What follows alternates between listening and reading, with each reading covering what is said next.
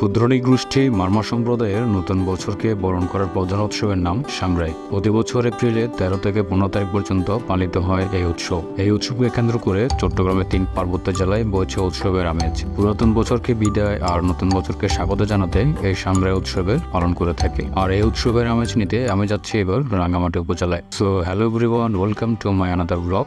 আমি নগরপতির কাছে পুরো ভিডিও জুড়ে। আমার যাত্রা শুরু হয় বদ্দারহাট পুলিশ বক্স থেকে। বদ্দারহাট অ্যাভি ট্রাভেলস কাউন্টার থেকে টিকিট কাটলাম লিচু বাগান পর্যন্ত। জনপ্রতি ভাড়া পড়ে 80 টাকা। অ্যাভি ট্রাভেলসের নতুন বাসগুলো বরাবর পরিষ্কার পরিচ্ছন্ন থাকে।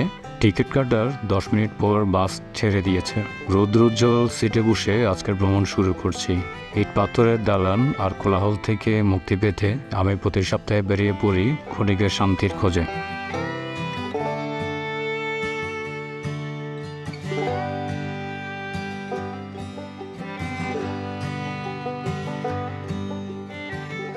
বাস থেকে নেমে সিএনজি করে যাব বড়ইছড়ি। রাঙ্গামাটি যাওয়ার সহজ পথ হচ্ছে অক্সিজেন মোড় হতে পাহাড়ি ক্যাব এক্সপ্রেস বাসে করে বড়ইছড়ি হতে যেতে হবে ঘাগড়া। আমি ব্যক্তিগত কারণে এই পথ দিয়ে যাচ্ছি।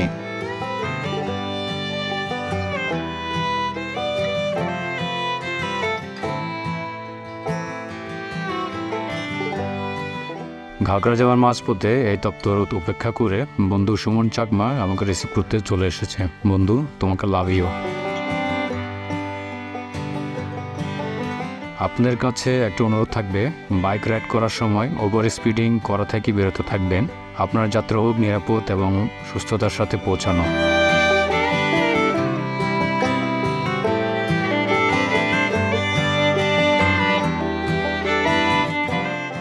আমরা রাঙ্গামাটি মারিয়া স্টেডিয়ামে এসে পৌঁছালাম। সাংগ্রাই উৎসবের আমেজ রাঙ্গামাটি শহরে এখন থেকে দেখা যাচ্ছে। তরুণ তরুণীরা দল বেঁধে মাঠে যাচ্ছে। সময় এখন সকাল 10টা। মূল উৎসব শুরু হবে 12টার পর থেকে। আমরা এই সময়টুকু পার করব রাঙ্গামাটির বহুল পরিচিত ও বৌদ্ধ ধর্মাবলম্বীদের প্রার্থনার স্থান রাজবন বিহারে গিয়ে। রাঙ্গামাটি শহর থেকে মাত্র 5 কিলোমিটার দূরে রাজবন বিহার অবস্থিত। স্থানীয় অটোরিকশা কিংবা প্রাইভেট গাড়ি কিংবা অন্য মোটরযান করে যেতে পারবেন এই বিহারটিতে।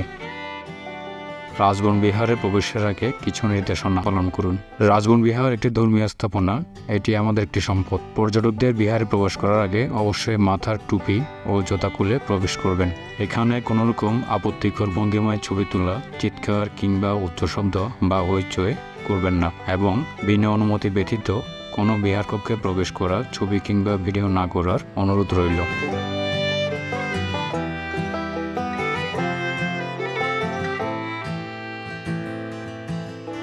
রাজবন বিহার মোট 26 একর বিস্তৃত এক বিরাট পাহাড় ভূমির উপর নির্মিত। বাংলাদেশের বৌদ্ধ সম্প্রদায়ের বৃহত্তম বিহার এটি। রাঙ্গামাটির দর্শনীয় স্থানগুলোর মধ্যে পর্যটকদের অন্যতম আকর্ষণ হল এই রাজবন বিহার। ধর্মদার্শনিক বৌদ্ধ ধর্মীয় গুরু শ্রদ্ধেয় সাদানন্দ মহাস্তুর বনভান্তে 1977 সালে স্থায়ীভাবে বসবাসের জন্য রাঙ্গামাটিতে আসেন। বনভান্তে ও ওনার শিষ্যদের বসবাসের জন্য এই বিহারটি নির্মাণ করা হয়।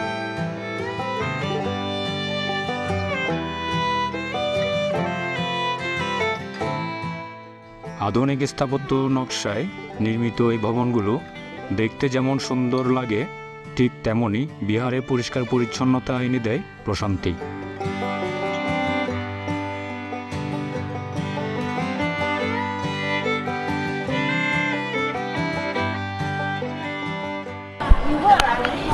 রাজবন বিহার, এখানে একটু ঘুরতে আসছি। রোদের মধ্যে হলেও এখানে শান্তি লাগতেছে।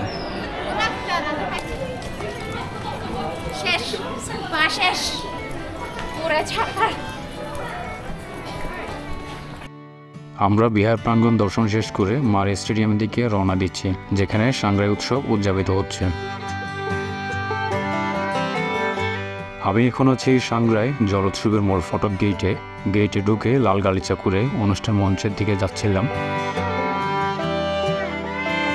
যাওয়ার পথে সামনে সবুজ জামা পরিহিত যে তরুণীকে দেখছেন, উনি আমাদের মারমা সম্প্রদায়ের পরিচিত ব্লগার মারমাগার মিথিলা। দুর্ভাগ্যবশত ওনার সাথে কথা বলা হয়ে ওঠেনি। অনুষ্ঠানের দিন সকাল থেকে স্থানীয় এলাকা ও দূর দূরান্ত থেকে তরুণ তরুণীরা তাদের ঐতিহ্যবাহী পোশাক থামি আর লুঙ্গি পরে অনুষ্ঠানে যোগ দিচ্ছে। এখানে এত তীব্র গরমেও তরুণ তরুণীরা উৎসবের আমেজ নিতে স্টেজের সামনে দাঁড়িয়ে আছে। আমি এখন ঠিক উৎসবের মূল স্টেজের সামনে, যেখান থেকে সাংরাই বা জল খেলে উৎসব দেখতে পারবো। এখানে বিশাল পাত্রে ভর্তি করে জল রাখা আছে। তরুণ তরুণীরা দল বেঁধে মুখোমুখি দাঁড়িয়ে আছে একে অপরের দিকে পানি ছোড়াছড়ির জন্য। এভাবে এক দলের পর আরেক দল পানি ছোড়াছড়ির খেলা খেলতে থাকে। উৎসব জনতার সাথে আমি অপেক্ষা করছি কখন শুরু হবে জল খেলে উৎসব। অনেক সময় পর প্রধান অতিথির আগমনে ও ফিতা কাটার পর শুরু হবে জল খেলে উৎসব।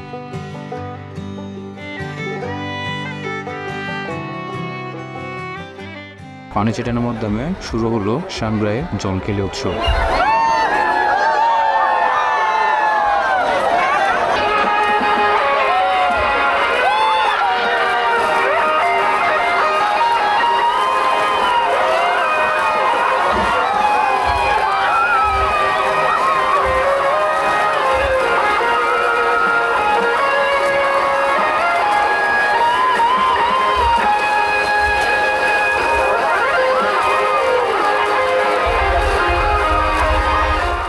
আনুষ্ঠানিকভাবে পানি খেলা ছাড়াও ওই দিন সবার হাতেই একটা করে পানির বোতল থাকে।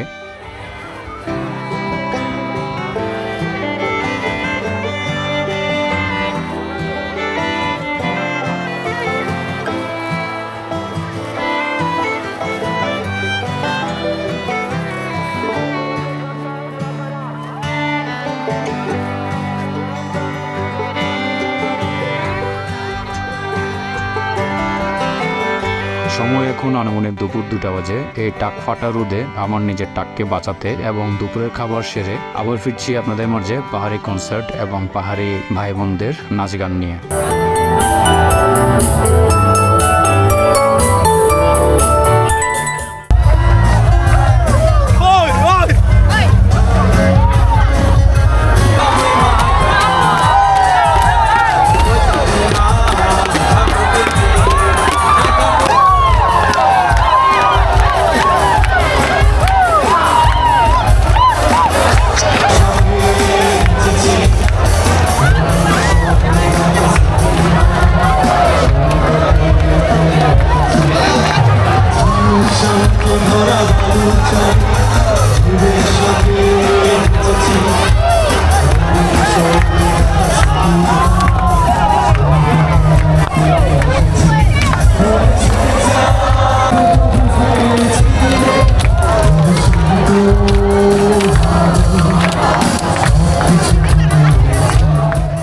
যার যাকে মন চায় সে তাকেই পানি ছিটাতে পারবে, বরং এটাকে আশীর্বাদ আর শুভ লক্ষণের প্রতীক হিসেবে ধরে নেয়। আমাকে 2-3 জন আপুরা ইচ্ছা করে ভিজিয়ে দিয়েছে, এটা কিসের প্রতীক আমি জানি না, তবে আমার অন্য ভাইরা আমাকে সেই আপুদের হাত থেকে রক্ষা করেছে।